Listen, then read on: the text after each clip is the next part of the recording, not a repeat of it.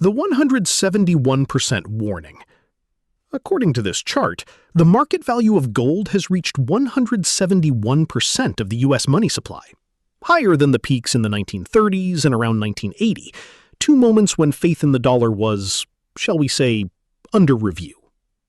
Naturally, this does not mean every dollar now enjoys $1.7 worth of gold backing. The ratio is sensitive to measurement choices. Change the definition of money, the estimate of above-ground gold, or the date being measured, and the number changes with it. Still, the shape is notable.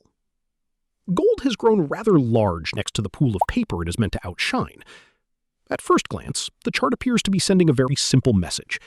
Trust in the monetary system is weakening. Central banks are quietly preparing to prepare, and gold is reclaiming its old position as the asset standing behind everything else. Then it fell roughly 25%. Tensions rose in the Middle East. Oil prices jumped. Inflation concerns returned on schedule. This was supposed to be gold's moment, the reliable hedge, the quiet refuge when confidence wavers. Instead, the price dropped. The fire began, and the insurance policy quietly went on discount.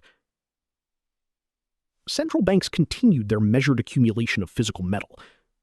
Leveraged traders, however, discovered they needed liquidity more than exposure. A few countries sold reserves simply because their oil bills had grown inconvenient. Same asset, same events, different priorities. To understand how all three could happen together, we have to leave the gold market for a moment and follow the pressure coming from oil. Oil changed the entire trade. Oil rose about 40%. As one does in these situations, it reminded everyone that it powers rather a lot of the economy. It moves trucks, ships, and planes. It feeds into electricity, fertilizer, plastics, food production, and manufacturing. When the price of oil rises, those costs travel through the supply chain with predictable efficiency. Airlines pay more, shipping companies pay more, factories pay more. Businesses either absorb the additional cost or eventually hand it to the customer with a receipt and an apologetic expression.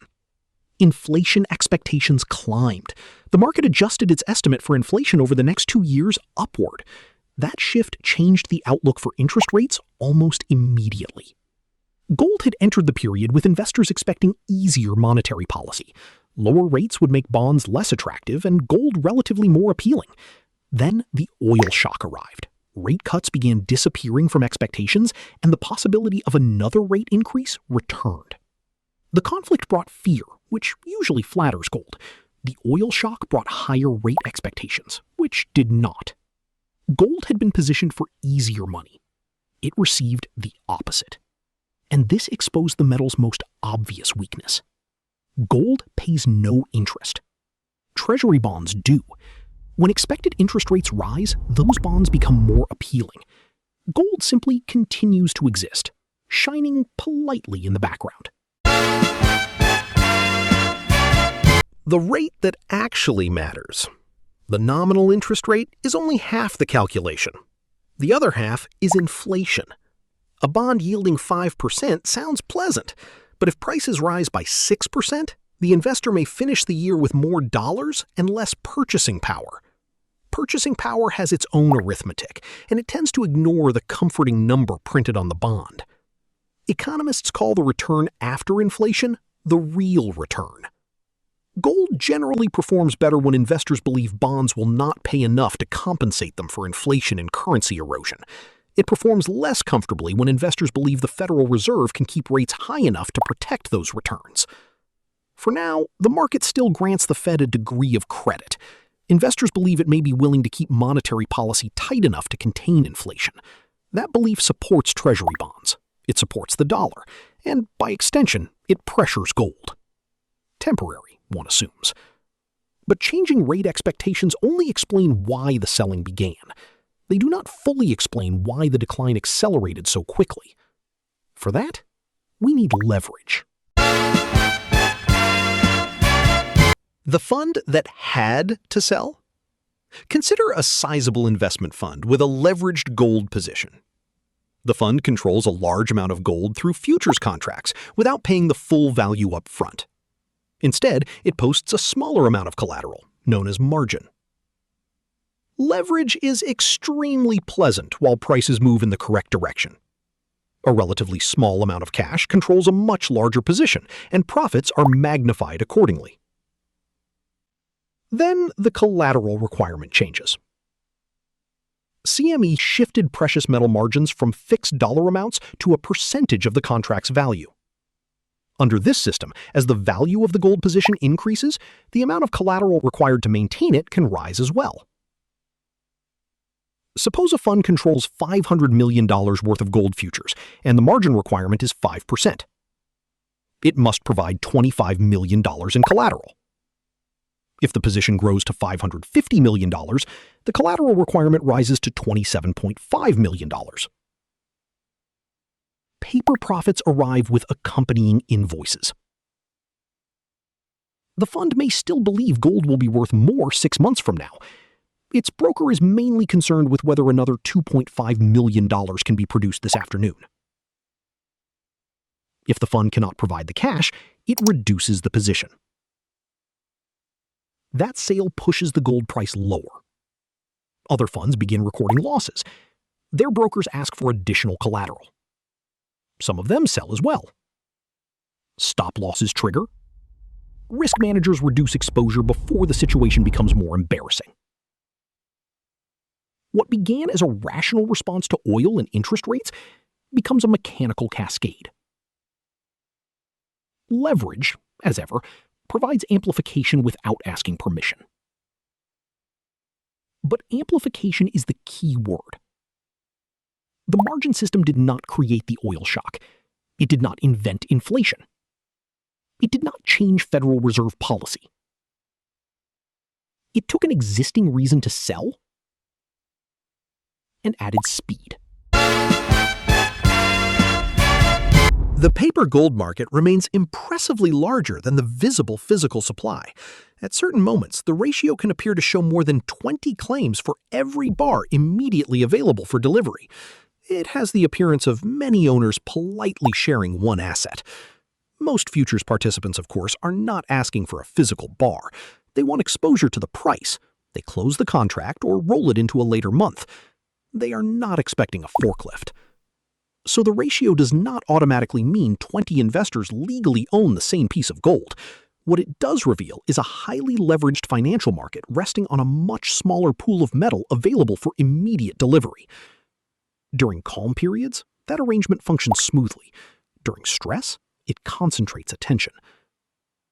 While futures traders were thinking about margin calls and the next Fed meeting, central banks were operating on an entirely different timeline. Central banks continued acquiring physical gold because it has no issuing government. It cannot default, it cannot be printed at will, and recent years have demonstrated that reserves held inside another country's financial system may become less portable than advertised. They are not necessarily fleeing the dollar. The dollar remains the largest global reserve asset, with deep markets, extensive payment infrastructure, and unmatched liquidity. Central banks are simply reducing the cost of excessive reliance. A prudent diversification, one might call it. Why some countries bought while others sold. The central bank buying creates another apparent contradiction. If gold is becoming more desirable as a reserve asset, why would any country sell it during a crisis? Because reserve management occasionally encounters an electricity bill. Energy importing nations faced much larger dollar-denominated oil costs. The country still needed fuel for transport, electricity, and industry, but now required more dollars to purchase the same quantity. It could borrow dollars, it could spend existing dollar reserves, or it could sell another liquid asset. Gold is one of the easiest assets to convert into cash quickly. So the country sells part of its gold holdings. From the outside, that may look like a rejection of the metal. In reality, the country may still prefer holding gold over the long term. It is selling because the bill is due today. Immediate liquidity needs have a way of clarifying priorities. Long-term insurance is valuable. Keeping the economy functioning tends to take precedence. That is how one crisis can make some central banks accumulate gold for protection, while forcing others to sell it for dollars. The metal is the same. The time horizons are not. The 1970s, the Fed and the debt constraint. The current situation naturally invites comparisons with the 1970s. During that decade, inflation arrived in repeated waves. The Federal Reserve raised rates to control it. Higher borrowing costs weakened the economy. The Fed then eased policy to support growth, and inflation returned. Rates rose, rates fell, then they rose again. Gold continued advancing.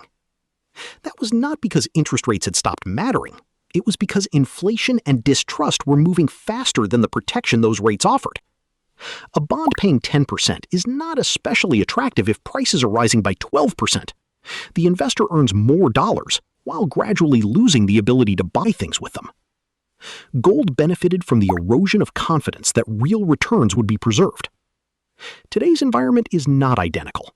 Economic growth has not collapsed in the same way, and the labor market has not fully broken. But the combination of expensive energy, persistent inflation, and a central bank balancing several unpleasant objectives carries a familiar rhythm. The Fed also faces a constraint that was far smaller during the 1970s. U.S. public debt now exceeds $39 trillion. Old bonds mature and must be refinanced. When debt issued at low interest rates is replaced with debt carrying higher rates, the government's interest bill rises. Keeping rates elevated may cool inflation, but it can weaken growth and increase debt service costs. Lowering rates may protect the economy, but it could revive inflation and accelerate currency erosion. The feasible path between those outcomes appears to be narrowing, as paths sometimes do. There may still be a clean exit. Oil prices could fall, inflation could cool, growth could remain stable. But the Fed is being asked to preserve the value of the currency without making the cost of financing the government unmanageable. A wonderfully relaxing assignment. What the 171% chart really means. Now, return to the first chart. The ratio does not prove that a monetary reset has begun. It does not provide a date for the end of the dollar, and it does not guarantee that gold will move higher next month. It simply illustrates how substantial gold's market value has become relative to one measure of money. A cautionary note on confidence, rather than a timetable. Short-term gold prices are being driven by oil, interest rates, leverage, the strength of the dollar, and the immediate need for cash. Longer-term demand is being driven by debt, monetary expansion, reserve diversification, and doubts about whether government bonds will preserve purchasing power. The two stories need not agree on timing. Gold did not fail. It behaved precisely as an asset embedded in the existing financial architecture might be expected to behave. Sensitive to real yields, leverage cycles, and immediate liquidity needs. It is not insurance against the outbreak of a crisis. It is insurance against what tends to follow. Sustained borrowing, accommodative monetary policy, and the gradual wearing away of purchasing power. That coverage is rarely timely.